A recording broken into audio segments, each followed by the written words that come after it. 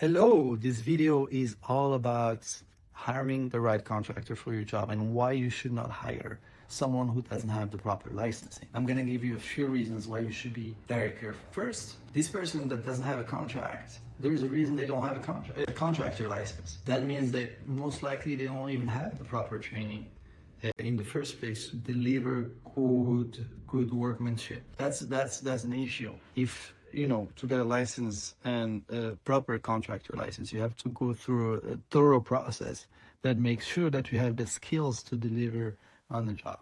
That's one, okay? The second point is the contract itself is not valid if the party you signed the contract with doesn't have a license. That's really a problem. So essentially you have a contract that supposedly has terms that are supposed to protect you, but the party that you worked with, you thought that they had a license, they don't have a license. That's a big problem. And that's why I invite you to go on the myfloridalicense.com and verify the license of the person that you're talking to. I would even go as far as verifying that the person that you're signing the contract with has the license under their name, because it's a common practice here in Miami that people essentially borrow licenses from other contracts. So the name of the person on the license is different from the person you're signing the contract with. And by the way, it's illegal to perform contractor work without proper licensing. That's a very important point. The other point is the code, right?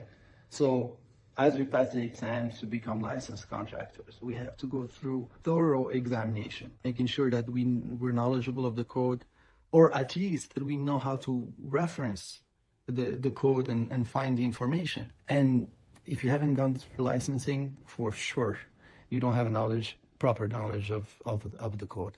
So and whatever you do, you want it to be up to code. Otherwise, you can get in trouble with the cities, you can get violations, and all sorts of issues. So very important. And then the other factor is the insurance. I'm gonna share with you a very hypothetical situation here. Imagine you hire a contractor and one of its employees gets injured. However, this contractor is not legit. They don't have licensing, but they also don't have workers' insurance.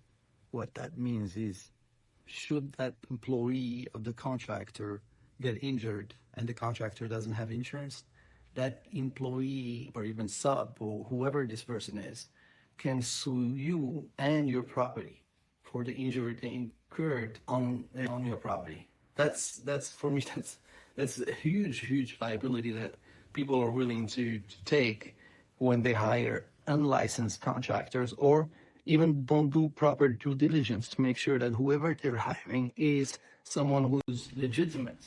So it's very important that you make sure that you're hiring the right person, that they have the right insurance, that they deliver work that is good quality work, that they respect the building codes.